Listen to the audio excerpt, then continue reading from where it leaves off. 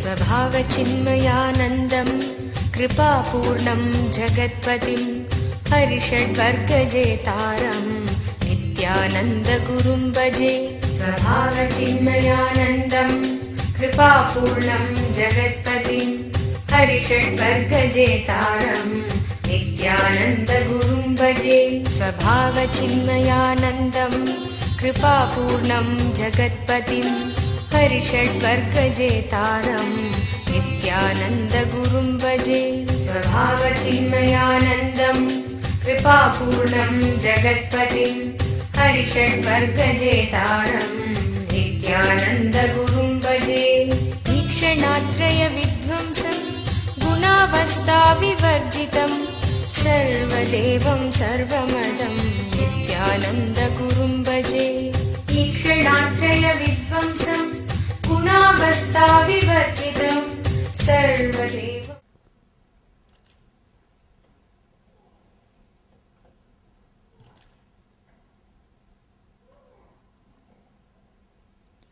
सदाशिवसमारम्भां शङ्कराचार्यमध्यमाम् अस्मदाचार्यपर्यन्तं वन्दे गुरुपरम्पराम्।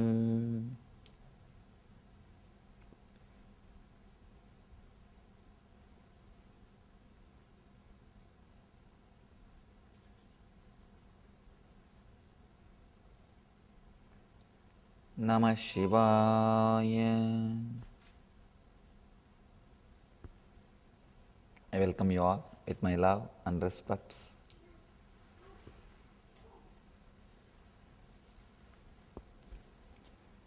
Today we will enter into the next sutra, next meditation technique.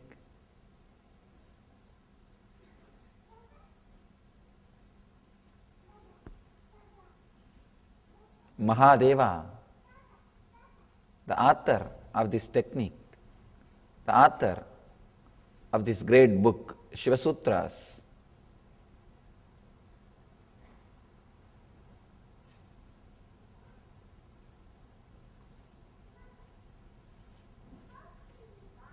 his inner space is so vast, so intelligent, so powerful. He created meditation techniques almost for every possible human being. Every possible human being. Somebody asked me the other day, Swamiji, how do you know this book is written by Shiva? Somebody else would have wrote it and attributed to Shiva's name. Who knows? Anybody who can write the book of this caliber, this standard, he is Shiva, no doubt. He has experienced Shiva consciousness, no doubt. Unless you experience, see the very truth, all the details, all the subtle things he knows, that is enough. The author is a rare being. Nothing else is required. Just the very proof that the author knows all the rare details. Understand? Unless you know all the rare details, you cannot give solution. You cannot look at the same thing from so many angles. Very small change in a sutra, very small change in a technique, but helps totally different kind of human beings. Sometimes I am surprised what sophisticated level the society would have been when these sutras were delivered. See, the more the society is sophisticated, it will have more mental problems. That's the truth. You won't have too many mental problems unless society is sophisticated. Because you don't have too much energy. You will not have depression if you have poverty. Because you don't have enough energy to sit, eat, find out some reason to get depressed.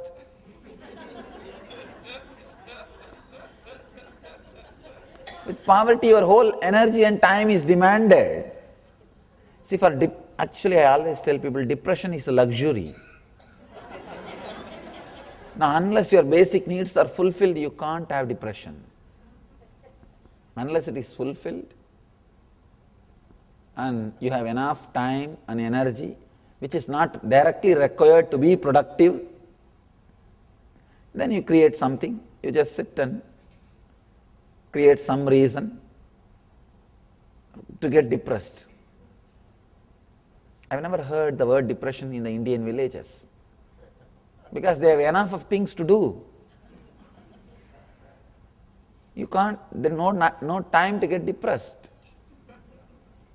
Depression is a luxury. I was surprised when I read the solution for all the problems which he talks about. Then 10,000 years ago, there must have been such a high sophisticated society with all the luxury. That is why he is giving solution for all these problems. See, if Buddha is teaching, don't steal, means in his time the stealing was there. Thieves were there. Otherwise, why should you teach? Nobody gives solution for the problem which does not exist except the psychiatrist. Nobody will give the solution for the problems which does not exist. Here, Shiva is talking amazing things. Means that society which existed 10,000 years ago is highly sophisticated, which was having all kinds of problems also. Because solution for all the problems which modern day men face are available just in this one book, Mahadeva's Shiva Sutras. Shiva Sutras has got so many books, so many volumes. This I selected from one part.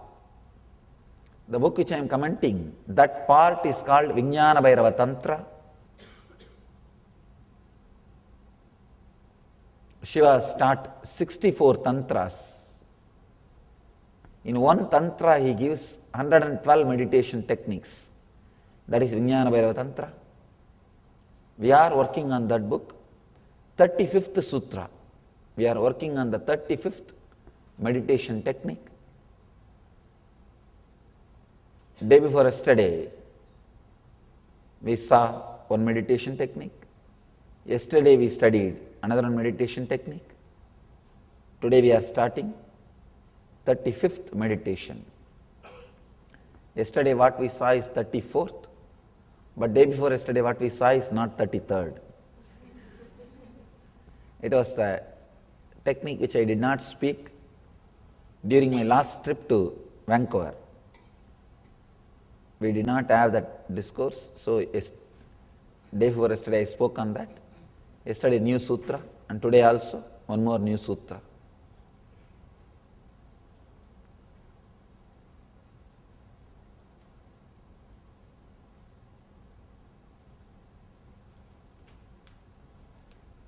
Giving clear solution means somebody who knows completely about their mind only can give solution so thoroughly, so clearly. Here, Mahadeva is giving solution for all the problems. If somebody can give solution to the problems so clearly, if somebody knows about the mind so thoroughly, I am sure he is Shiva, means he has achieved Shiva consciousness. In India, the Shiva, Vyasa, Buddha, all these words are not towards one person. Of course, those beings also existed, but in course of time, anybody who achieves that conscious state, they are given that title. Buddha does not mean only one Buddha, the Gautama the Buddha. Gautama the Buddha existed, but after his existence, anybody who achieves that state of consciousness, they are given that title. Still now, all Shankara's disciples are called Shankaracharyas. Anybody who achieves that state is called as a Shankaracharya. The original Shankaracharya is called Adi Shankaracharya, means first Shankaracharya. Anybody who achieves that state is called Adi Shankara, the Shankaracharya. Sometime you will get confused whether the book is written by Shankaracharya or Adi Shankaracharya. So here people ask me, how do you know this book is written by Shiva? Understand, a person who can penetrate into human consciousness so deeply is Shiva. He has achieved the state of Shiva, no doubt. So forget about doubting the book, let us doubt your mind and start working on it. Let me read the sutra.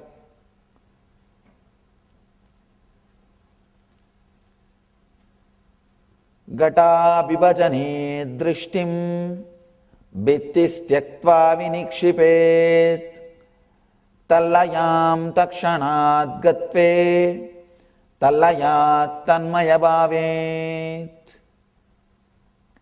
At the edge of the deep well, look steadily into its depths until the wondrousness happens to you.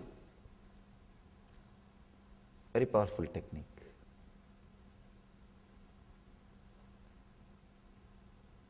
Just a slight, small difference between yesterday's technique and today's technique. But there are different kinds of minds. For all kinds of minds, Shiva is teaching. At the edge of a deep well, look steadily into its depths until the wondrousness. Understand? Again, this technique is also about falling in love, falling in tune. See, the yesterday's technique and today's technique, both are about falling in tune. But the yesterday's technique was falling in tune with a living being, an enlightened master.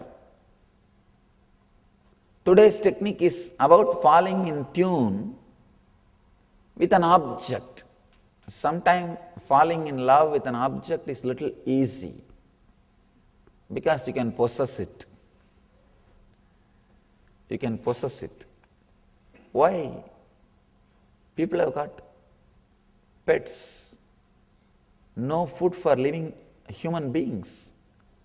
But these guys are spending so much on the pet animals. Actually, when you can't love human beings, pets is a nice substitute. See, the difficulty with opening up to human being is the risk of no is there. When you open up with a human being, he may say no. He may not receive you. He may not be behaving as you want. He may not be expressive. But with the pets, you feed them. They have to do what you want. And you can tie them in a rope and put them in cage when you don't want to spend time with them. With human beings, things are little unpredictable. They may have the mood when you don't have, they may not have the mood when you have. But with pets, things are more under your control. You can choose. Understand, but it is very poor substitute. learn how to open up to the higher level beings. Understand? First level, opening up to an animal, where things are under your control. Second level, opening up to a human being, where 50% is under your control and 50% is under his control. Third, opening up to an enlightened being, nothing is under your control. Nothing is under your control. That is why it is very difficult to open up to an enlightened being, because you will lose your very boundary. When you open up to an enlightened being, you will lose the idea where your hand ends, where your body ends. You just relax, disappear into him. His vastness, the amazing energy, just you are lost in his presence. Or I can say you are first time experiencing yourself. I can't say you are lost. First time you are back home. You discovered yourself. First time you will discover who you are. Different levels of falling in love. Shiva is not saying no to anybody. Any level is okay. He is ready to give technique for that level person. Understand? Whether you are able to open up to an enlightened being, there is a technique, yesterday's technique. Diksha, just initiation, liberates. If you are able to open up to a human being, again he has got a technique. Just few days ago, I finished the technique. If you are able to open up only to animals, again he has got techniques for that kind of a human being. If you are not even able to open up to animals, because even with animals there is one danger, they may die. If they die, things are not under your control completely. You can open up only to an object. Then you have a technique also. You also have a technique. Here, Shiva is giving methods even for that kind of human beings. Sometime, people who lived in the forest, who lived with nature, they can open up to an object easily, even if they are in high level consciousness. Even if they are in the level of opening up to a master, they may not find a master. They can just open up. They can just feel connected to an object in the forest. So even for that kind of people, this technique will be very useful. This is more like opening up to a nature. Opening up to a nature. Even if you are intelligent enough, powerful enough, intense enough to open up to a master, if you have never seen a master, and if you are living in a forest, you may open up to an object with such a deep connection, and that object will serve as God or master.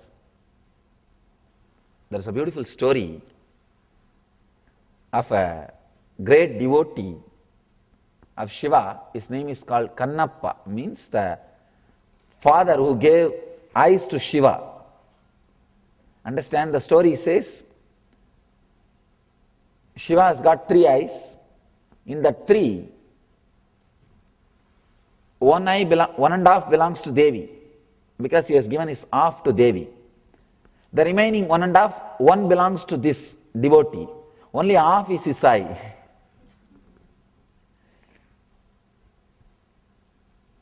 Let me tell the story. It's a beautiful story. There was a hunter in a forest. That guy, his only work is from morning till night, he will hunt animals, cook them, eat, sleep.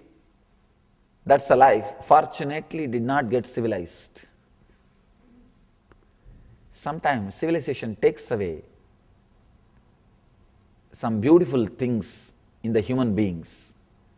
Sometimes they are too costly than the civilization. Means the possibility to open up is taken away in this process of so-called civilization. Fortunately, this guy, even though lived as a hunter, did not lose that dimension of his being. I call this dimension as a sixth sense. Possibility to open up. This guy did not lose that possibility.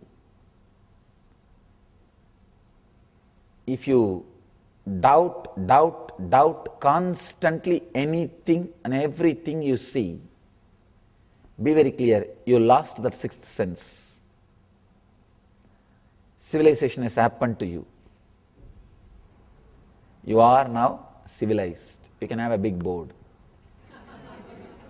I am completely civilized. Now you know how to find reason, how to justify things, how to do anything. Now you know logically how to find reasons, how to doubt, how to justify whatever you do. Small story. One day in late night, 10 o'clock, a guy saw behind his car, the cop's car with red light sign, is trying to chase him. This guy thought, I think I can outrun him. And it's a county road, remote road.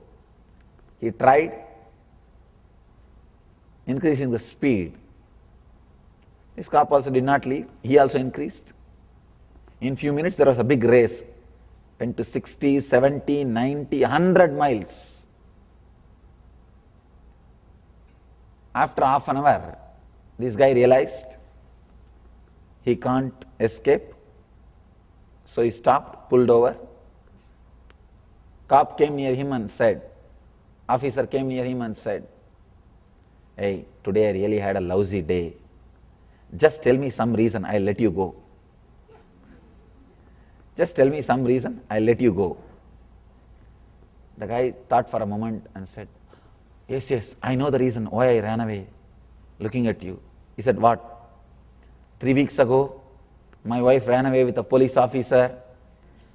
When I saw your car, I thought you are the officer and you are trying to bring her back to me.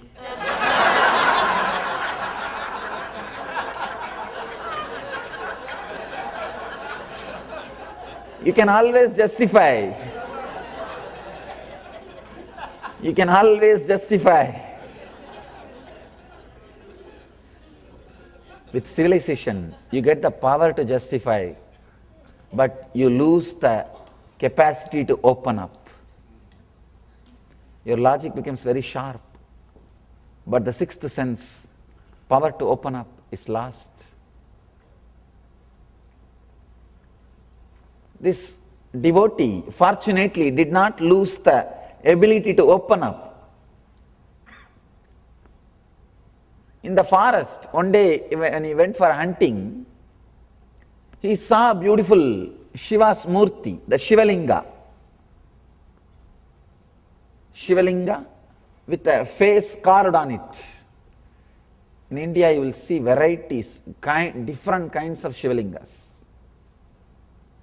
Different kinds of Shivalingas with a different forms and ways and different things. There was a Shivalinga with a face carved on it.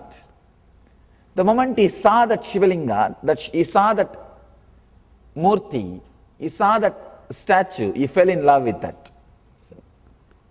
Somehow he was able to open himself. Every day he started visiting that place. he felt the God is there in that form, or the higher energy is there in that form. After 2-3 days, he started talking to it, talking to Shiva. When you see God, you don't see statue. When you see statue, you don't see God. Understand? When you see it as a God, you will not see that as a statue or just an idol. When you see it as an idol, you will not see that as a God. Somehow he felt it's God. He did not see it as a statue. He started talking to Shiva. Oh Lord, it's so nice you are here just for me. And he said, just see that I get a good animal today so that I'll give you a feast. Whatever he gets, he will nicely cook. Not only he will nicely cook, he will first taste it and see whether it is really cooked well. Then bring that portion, that flesh, to that Shiva, and he will offer it. It's a very strange kind of worship. He doesn't have any vessel to bring water and wash that place. So he will take water in his mouth. He will collect all the flowers and put it in his hair. There is no other flower basket for him. He will collect all the flowers and put it in his hair, in his jata. The hunters will have a big matted lock. He will put it in his matted lock, fill water in his mouth, and carry that flesh or that meat in a palm leaf in one hand.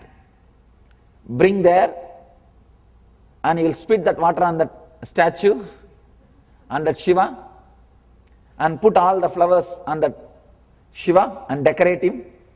Put this flesh in front of him and pray to him, oh Lord, please eat the best portion of the meat, the flesh I brought for you. He will do all his puja. Then he will tell, oh, I think you are feeling a little shy because I am here. I will go away, you eat later on. When you feel like, you eat that time. When you open innocently the power of existence, the big problem is we lost how to open up innocently, honestly. He will tell, now it is time, you please eat later on. Maybe I'll give you private time. You will go away. Actually, there was a traditional intellectual guy who also used to come to that place to worship rarely. That day he came and he saw all that meat in front of Shiva, and these traditional intellectuals usually not only they are vegetarians, they are dead against non-veg. I always tell people, take vegetarian vow, nothing wrong, but don't hate non-vegetarian people. Let them have what they want. People come and ask me, how to convince others to take up vegetarian food? I tell them, why do you want to convince? You must be jealous of them enjoying. You must be feeling that saliva when they eat. Otherwise, why will you get interested in convincing them? If you know vegetarian is good, just enjoy, stop with it, over. Why do you want to convince? Because there must be in one corner of your mind a little, I think once in a while, okay.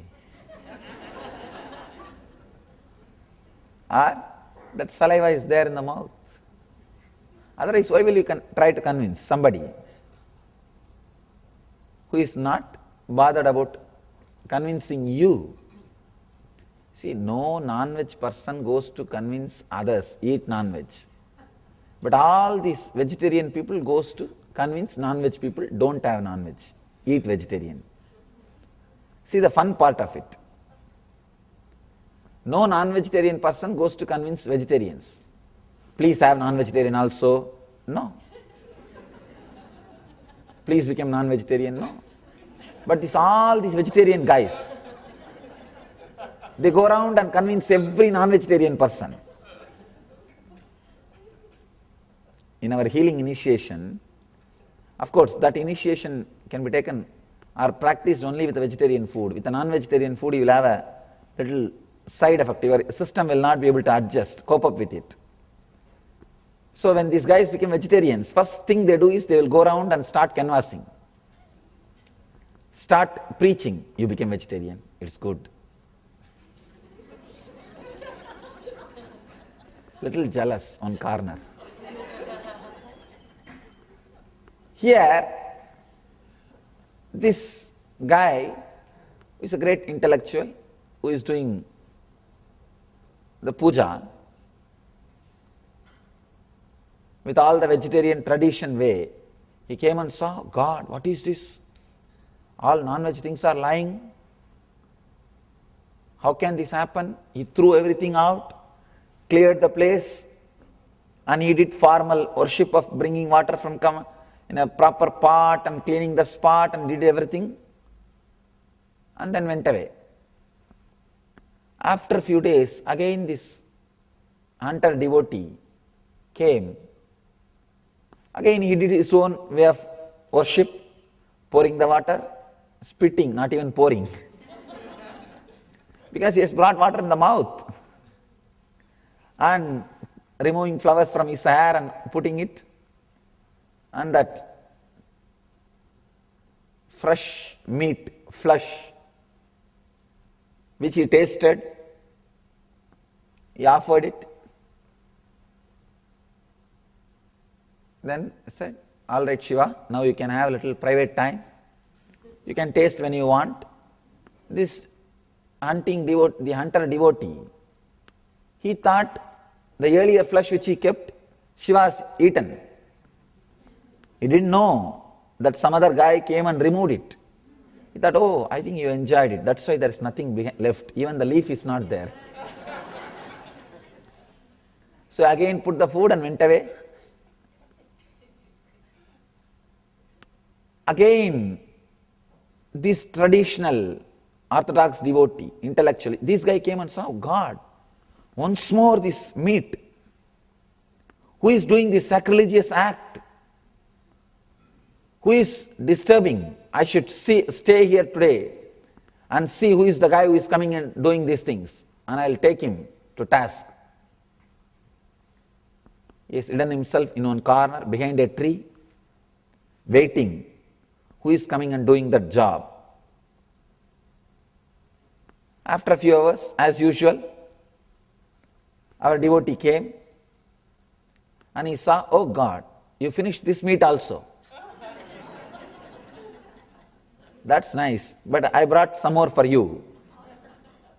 So he came and did as usual, spitting the water, putting the flowers, and he put all the meat in front of the God and started his puja. That traditional orthodox intellectual guy, he was about to jump out and stop this guy. Suddenly he saw from that Shiva's one eye blood started coming. So this traditional guy got frightened. God, now I don't know what to do. Let me just see what will happen. I think now Shiva himself is going to punish this fellow. This guy will be punished by Shiva himself. Let me wait and see how Shiva punishes. When this hunter devotee, Kannappa, saw the blood coming, immediately he said, God, what has happened to your eyes? I should do something. He ran here and there to get some herbs to treat, but nothing worked. Then the devotee was hiding. That guy, the traditional old guy, He saw, oh, this fellow is not bad guy. He is trying to only cure. Let me just see what happens. He was hiding and just watching the whole fun, whole drama without coming out.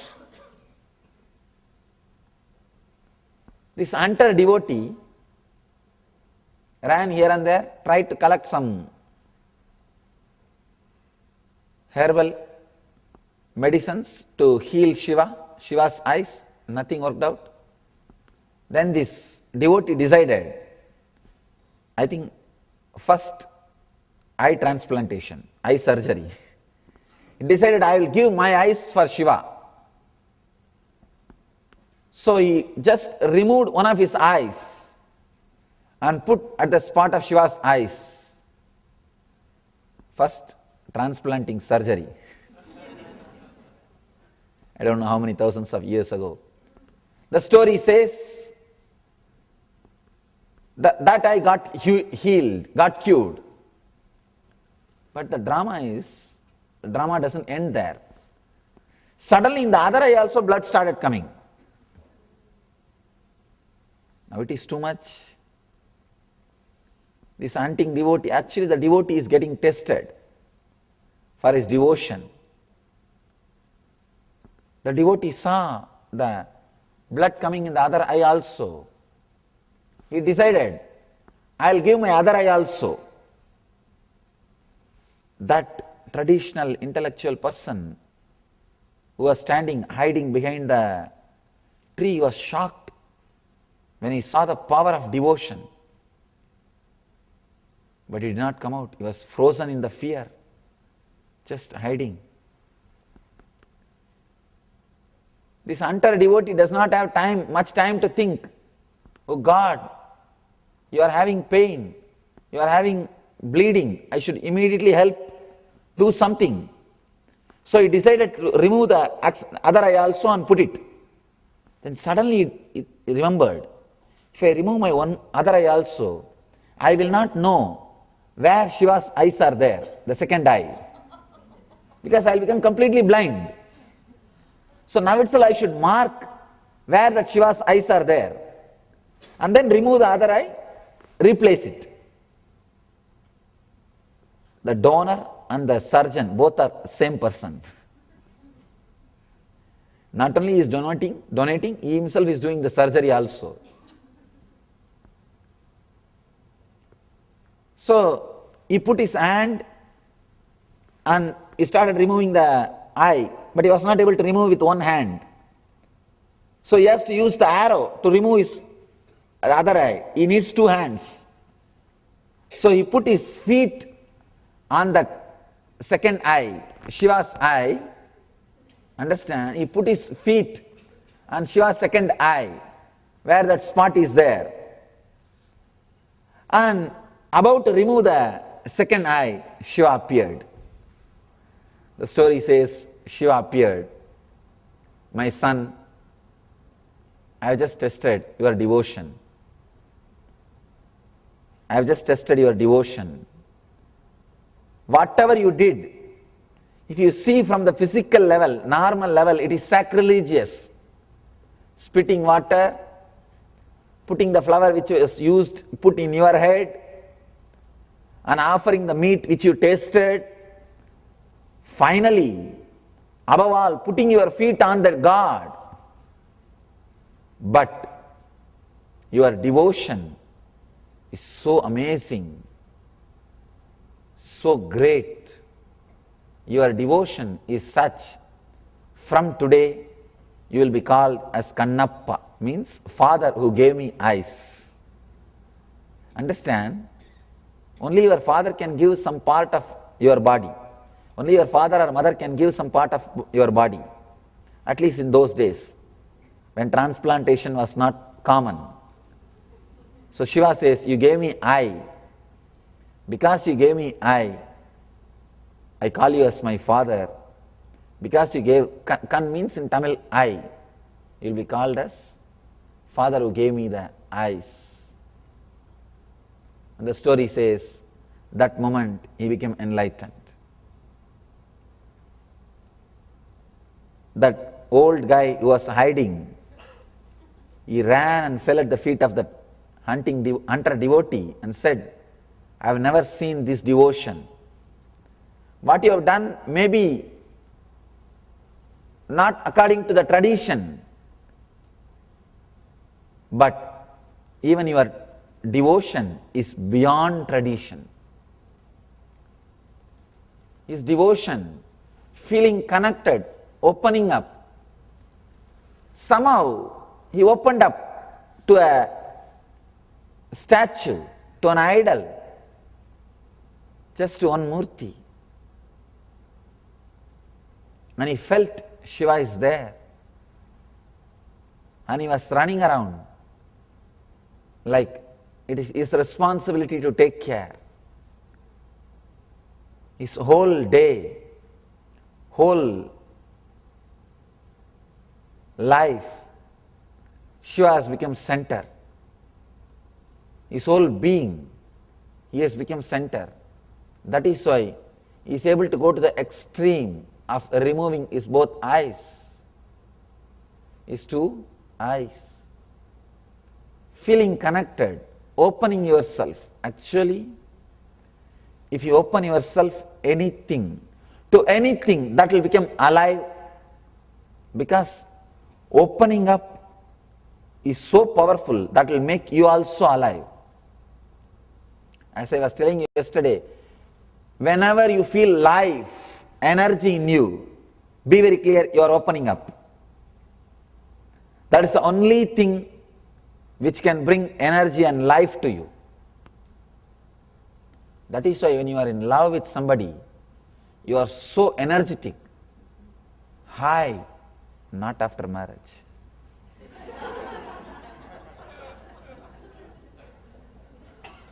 Not after marriage.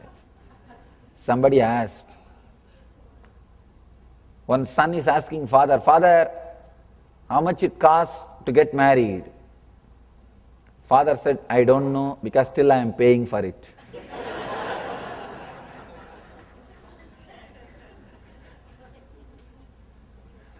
Son asked the father, Father, in those days, ancient India, it seems that men will not know about women till they get married. Father says, not only in those days, ancient India, that anywhere, everywhere, men will not know about women till they get married. It's anywhere, my son, anywhere.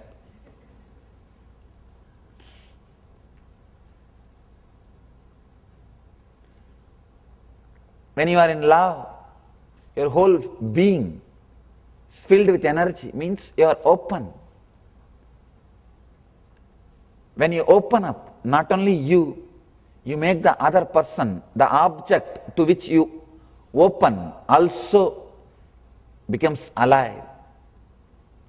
When you open up, not only you, the object or the person to which you open up, that also becomes alive.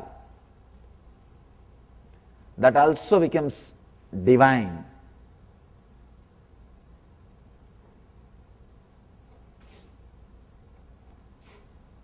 Shiva is giving us a technique. Here, fortunately, still, if your sixth sense is not lost, means the ability to open up with some object or nature. If you have not lost that capacity, this technique is for you. Sometimes, very rarely, people escape the social conditioning. Genius is a person who escapes the social conditioning. Understand? Genius is a person who escapes social conditioning and maintains his high energy.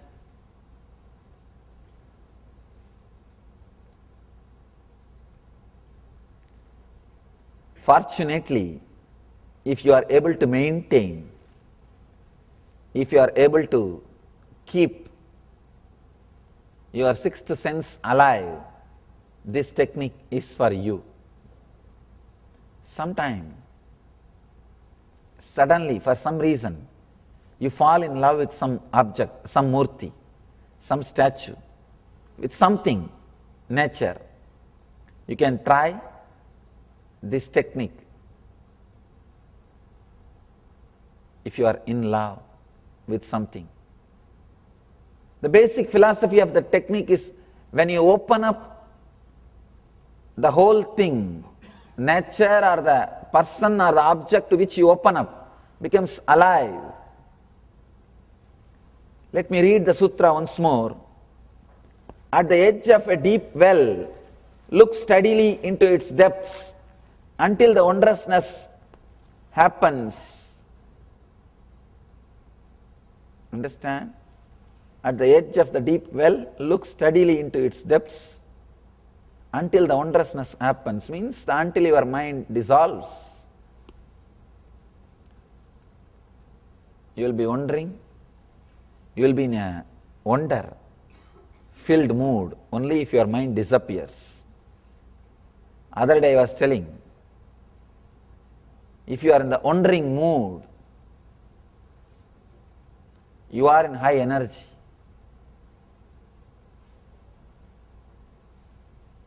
Somebody asked me the question, what is the wondering thing in the life? I tell them, life is the most wondering thing. The other guy asked, I am wondering about what to do with my life. I told him, wonder about life, then you have done what has to be done.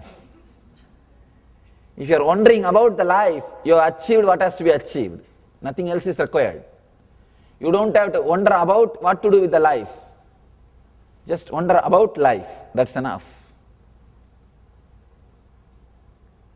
One guy asked me, I am wondering why so much of suffering, am I on the right track? I said no, that is worrying up why so much of suffering, not wondering.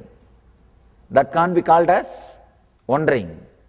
Wondering means filled with joy and ecstasy, overflowing. Here Shiva is telling, at the edge of the deep well, look steadily into its depths until the wondrousness, you are filled with wonder, the mind disappears. Understand, it's a very powerful technique. This technique is used by Lord Su. Understand, this book is book of all books. One technique from this book can create one religion. This book is a book, it's a manual for all the prophets to create religions. Manual for all enlightened masters to create their own religions. This book should be called as How to Create Enlightenment Traditions. How to create enlightenment traditions.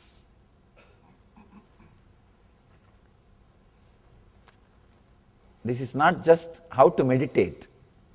This book should be called as How to Create Enlightenment Traditions. This book must have been manual for all the great enlightened masters to create a new kind of a tradition. I am always afraid of these how-to books because they don't give you the truth completely, because they themselves don't know. I always tell people, read from the source, learn from the source. In the initial level, if you are inspired by some how-to books, that is okay, nothing wrong. But to grow further, go to the source. They are like signboards. These personality development programs, courses, books, all of them are signboards. Once you feel the taste with that things, then now it is time, turn towards the root. From the source, learning is little time-taking process, but you will learn authentically. Sometime in India I have seen, the compounders, means the doctor's assistants, the nurses, they will start giving medicines if the doctor is not there. By being around the doctor for a few years continuously, they know for headache, black color tablet, for stomach pain, red color tablet, for knee pain, yellow color tablet, they know. Sometimes the medicine which you receive from nurse also may work, but it is not advisable to take medicines from nurse. Medicines from compounders who are not trained for it, who have not studied for it, because they don't know the science behind the medication. They know only the color matching.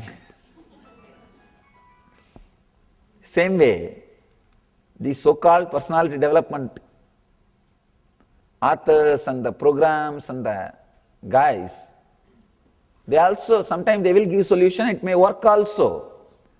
But that does not mean they know the whole science. Sometimes they will miss a vital point. Small story. One guy goes to a personality development guru and asks, I'm very bad with women, I'm 33, still single, please help me, give me some tips. That guy said, don't bother. Early morning when you come out of your bed, just stand in front of a mirror and tell yourself, you are a funny guy, you are an attractive guy, you are an intelligent guy, you will attract people. Just tell this 10 times to yourself. All these kind of funny suggestions they will give. And somehow this guy, because he paid the money, he has to follow the suggestion. He went and did. After 3 weeks, he came with the same low mood, same face hanging long. To that self-development guru. That guy asked, what happened? Technique did not work. No, it worked amazing.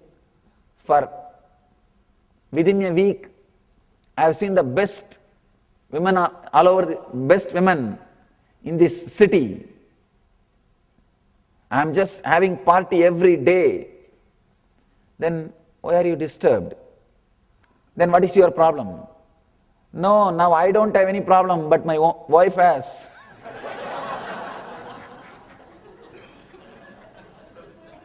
Understand? Sometime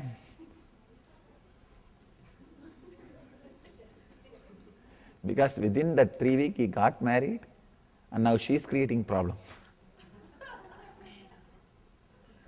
Sometimes they will miss vital points. You should have advised him, don't get married. The vital point is not given. Remain as single as earlier.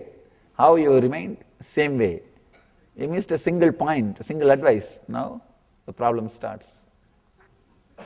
Sometimes the self-development gurus also may miss a single vital point. Anyhow, this book must have been the how to create enlightened tradition, living stream of enlightened beings. Because Lao Tzu used this technique, and there are techniques which is used by Buddha, which is used by Jesus Christ, which is used by George Gurdjieff, and this book is 10,000 years old, so we can be sure this is a source book. This at least 10,000 years old, because the stone inscription of this book is at least 10,000 years old.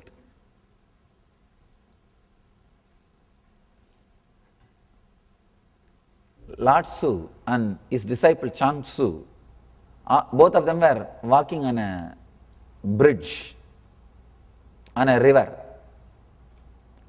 Suddenly Lao Tzu said, stop here. When river stops and bridge moves, come back and see me, and went away. These enlightened masters are very crazy. You don't know what they will do. especially if you are in tune with them, if you are totally open, if you give them the confidence that you are ready to learn, they will teach in all crazy ways. But they will do it. That's one great thing about them. Both of them are walking in a forest on a bridge. Suddenly he stops. Hey, stand here. When river stops and bridge moves, come back and see me. Till then be here. And he went away, leaving him alone. Just understand, you are coming with me somewhere in a forest. Suddenly I tell you, stop here, stand here, and come back when the hill moves. What will you tell? Get lost.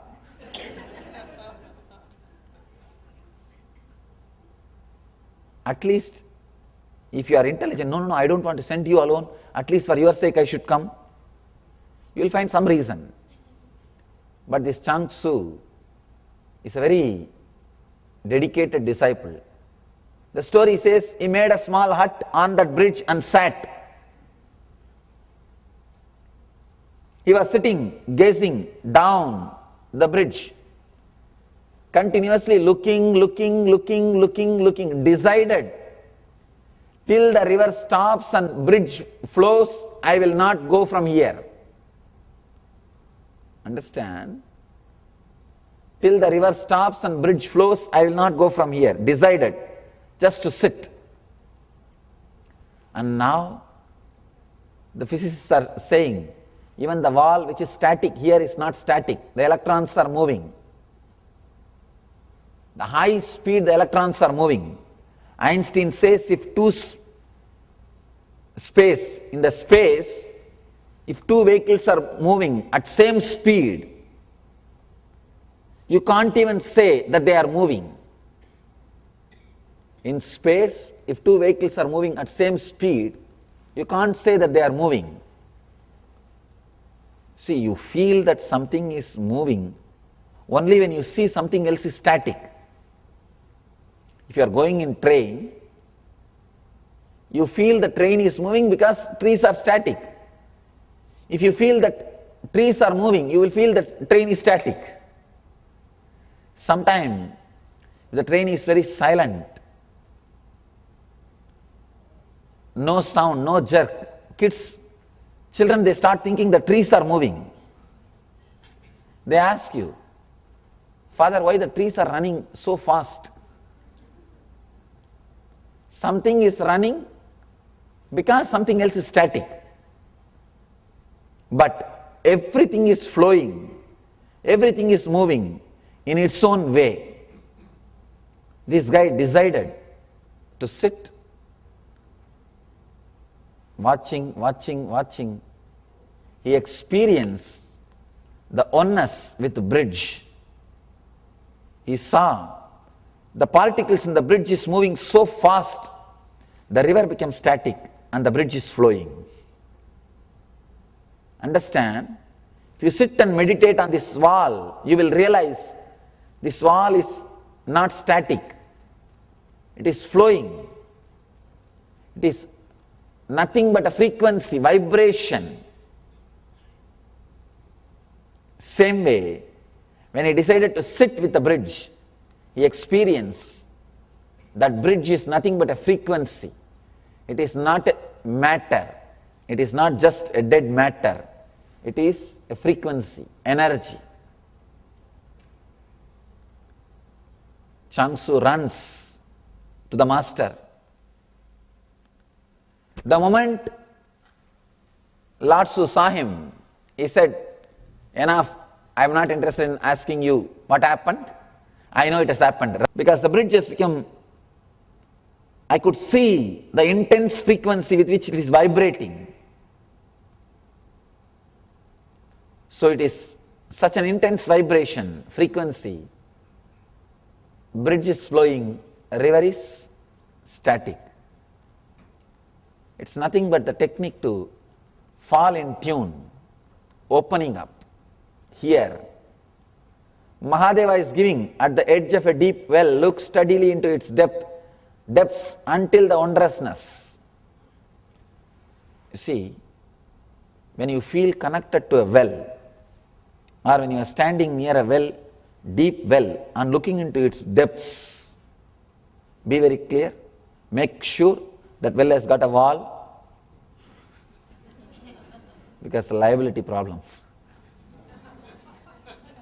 The well has got a wall and you are safe.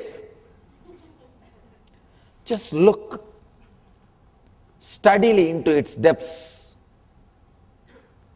When you are completely connected, lost in the depths of the well, you will understand the depths of your being also is opening up.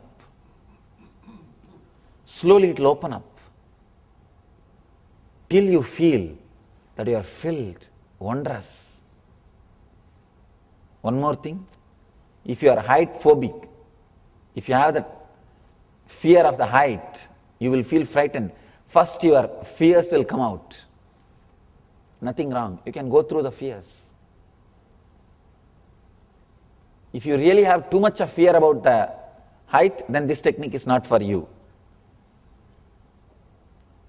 If you have the ability to open up, this technique is for you. Just stand, look the depth. Actually, when you look at the depth,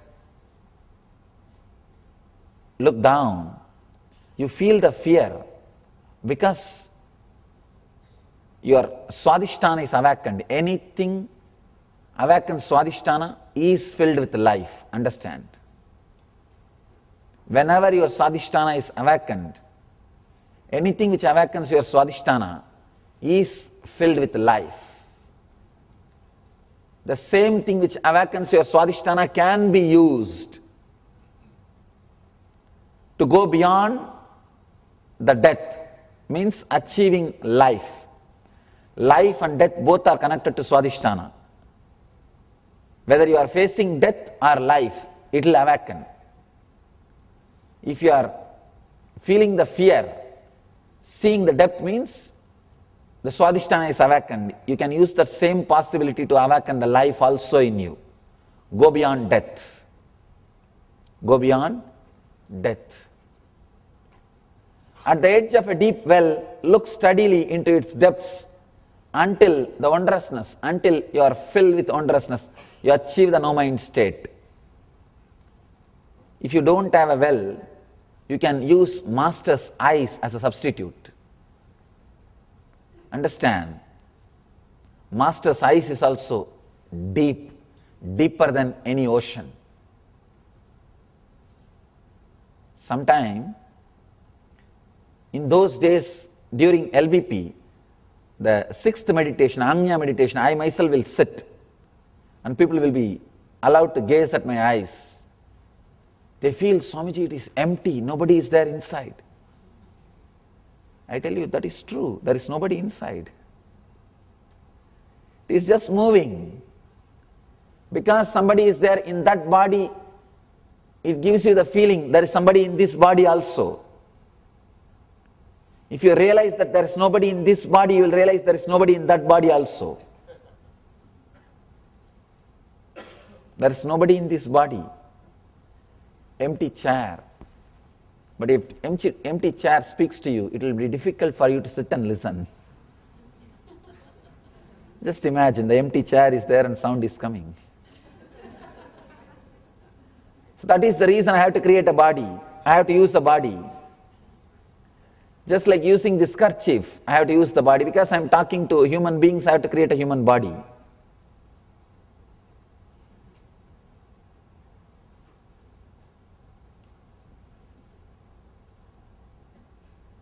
You can use master's eyes. I think we have photographs. You can use the photograph of the master's eyes. Just sit with it and see the depth. Just look into that eyes. You will see the empty, intense energy, nothingness and everything. Purna and Shunya. Purna means everything, Shunya means nothingness. You will see both in that eyes. Both are one and the same. Beyond your frequency, you can call that as emptiness or everything, Purna or Shunya. You will experience that in the Master's eyes also. If you have a well, use the well. If you don't have a well, it's okay. Get at least the photograph of the Master. Sit with it. Decide till I am filled with a no-mind state, till I am filled with nothing or everything. Either I should be filled with nothing or I should be feeling everything. Till that happens, I won't move. Understand? This strong sankalpa, will, is also necessary. Buddha, when he sat, when he decided that he will not get up till he becomes enlightened, story says he became enlightened that moment. Itam asanam, in this seat, let my flesh dry, let my bones dry, let my body dry, let me die, but I will not move unless I become enlightened. This very strength, he became enlightened that moment. Same way, decide strongly. Unless I get at least one glimpse of that no-mind state, I will not get up from this meditation. If your mind knows that you will get up, mind will try to give suggestion. I think telephone is ringing. Please come, let's have breakfast, then we will continue the meditation. It is time to call your girlfriend. Later on we can do. It's time to call your boyfriend. Why not later on? You will find some reason. Your mind will find some reason to torture you. Tell you, get out. Mind is a very powerful, cunning enemy. He will take revenge. He will try his best to take revenge. He will not allow. Small story. One old farmer was dying, is in the deathbed. He called his wife and said, please marry the neighbor after I die. Wife said, no, I can't marry after I lived with you. I can't marry anybody else. He said, no, you should marry him. She asked, why? Why you are forcing me? Because that fellow tortured me throughout my life. That fellow has cheated me in many ways. Your mind will find some reason to torture you, to threaten you. No, that's not life. Let you be very clear, that's not life. Decide very strongly, clearly, one sitting can transform your life. In the house, when you are alone, decide, I will not get up unless I get at least one glimpse. Sit with the well or with Master's eyes, which is far more deeper than any well. Look steadily into its depths until the wondrousness, the no-mind state happens to you. All you need to do, open yourself, be in tune, look into it, steadily, decide very clearly, I am going to do it.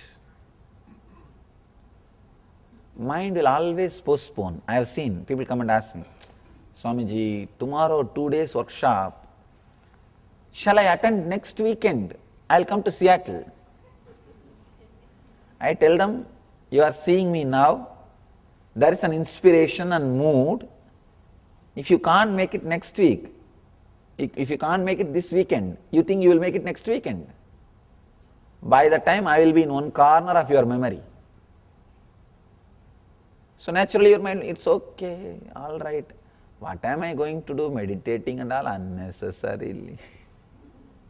It's okay, I am already all right. I always tell people, don't postpone. Mind is such a cunning mechanism, no postponing. Do it now. Do it now, otherwise never. There is a beautiful story. In Mahabharata, there was a great king called Karna. He is well known for his charitable nature.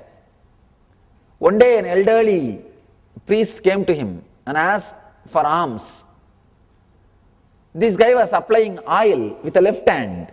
In a golden cup, oil was there. He was applying. Just he took that cup and gave it away, that golden cup. But traditionally, you are not supposed to do any charitable activity or giving anything with the left hand. The priest was offended. He said, how can you do this with the left hand? The Karna, the king says, please forgive me for doing something with the left hand, but I am afraid by the time I decide and move my right hand and pick it up, my mind may change. So I don't want to take that risk. It was in the left hand, I was applying the oil. Before the mind comes in, I want to finish the act. That's why I decided to give. Your mind is very cunning. It will always postpone. By the time I bring my right hand, my mind will say, wait, why unnecessarily this cup? We can give something else. Then, why so much of gold? Let us ask what is his problem and see. Whatever is necessary, only let's give that. Why unnecessarily giving too much? Your mind will play all its games and you are done. The whole giving process is corrupted now by your mind. Over.